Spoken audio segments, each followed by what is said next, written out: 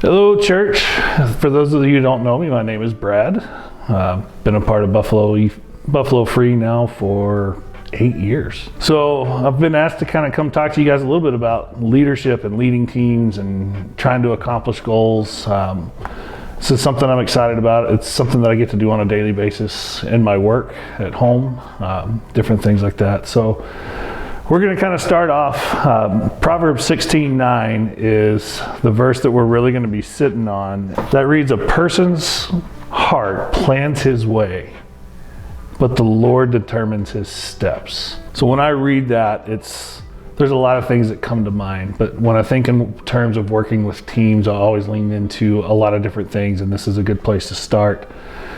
Is that to remember that no matter what you're doing, whether it's working with a team, being at your home, whether you're a student in school, whatever it is, that we can plan all we want. And the Lord even calls us, hey, it's good to plan, but understand that I'm the one that's going to direct you. Understand that I am not near of an authority on this. I'm just a person that is involved in things. So just take it for what it is. I hope this will maybe help you. So as we get into that, so again, a person's heart plans his way, but the Lord determines his steps. So when I personally am working with teams, I take a couple approaches. One is remember that working with a team is something that is truly given to us by God.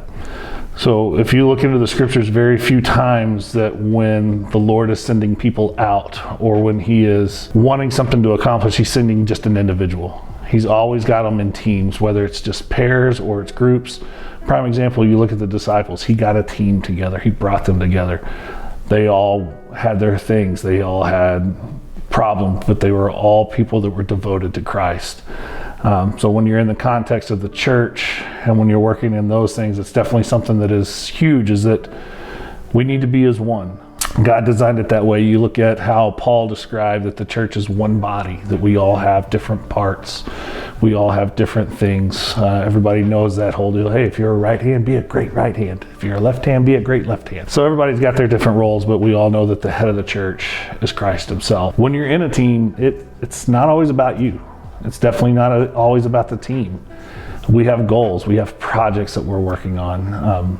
Personally, like I said, with work, when we start to work on a project, I sit down with the people. Those people have kind of been selected and they're brought in because of the skills they have, because of the talents they have. They bring something to the table that I don't have. If you have people that are all doing the same thing, then you're gonna have problems. Or if you've got people that are all over the place, so that's that whole alignment too. But I like to bring them in, we sit down, we talk, and I try to encourage that because again, they're there for a reason. I tell my employees at work all the time, hey, I hired you for a reason. So it's that empowerment. Everybody does it different ways. It's that encouragement. So let's go back to that alignment. So again, with teams, you want to make sure that you're aligning, you're all going in the same direction. As an elder board, we've talked a lot about it too. We're not always going to be in agreement. We're going to have times that we are on different pages. We might be close, but we might not be there. That expectation of having everybody 100% on board, to me, is just not something that is a lot of times reality.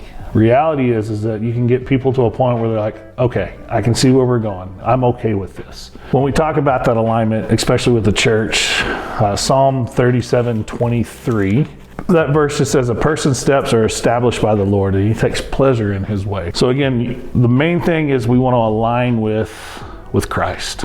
If we're not aligned there, then we're out of whack. So we're not only aligning with Christ, but we're aligning the team together with the direction we're wanting to go. And then we humble ourselves as we go in that as a leadership. Christ set that example for us. You look in Luke in 22 verse 27, he talks about, I came to serve.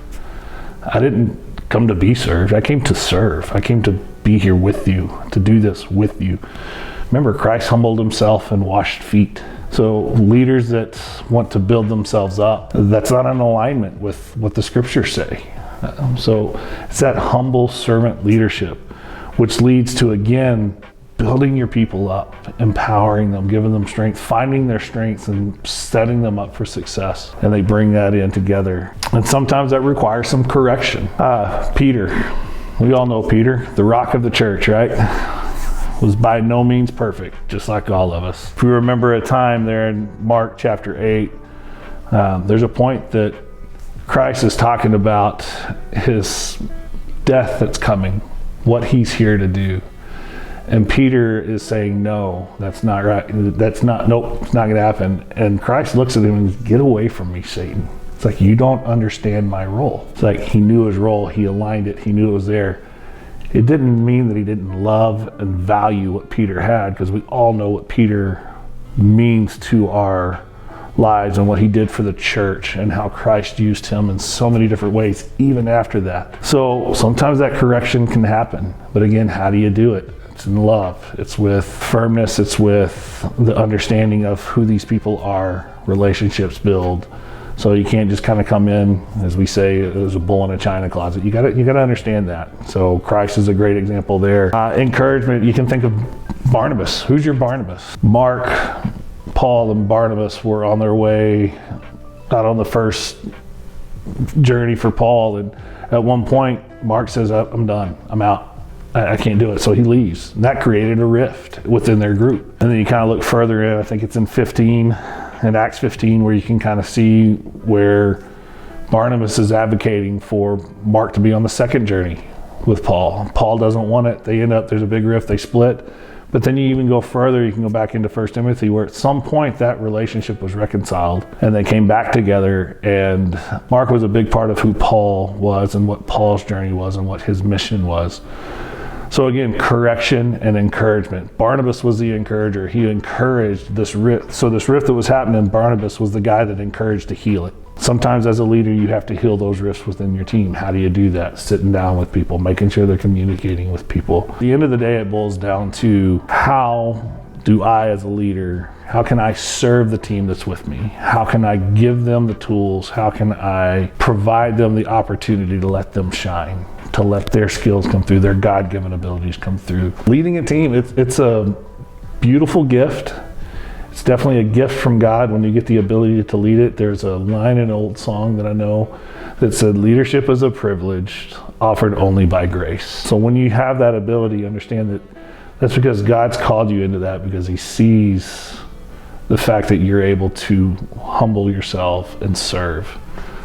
Leadership is a point of service. It's not a point of pride. And that's what I would probably leave you with. It's just, when you remember your team is there for a reason, make sure you're pointing them in the right direction. You're giving them the tools, and encourage, correct, but be there with them. Meet with them one-on-one. Spend the time. You have to develop those relationships. I appreciate the time. Again, hopefully you kind of took something from it.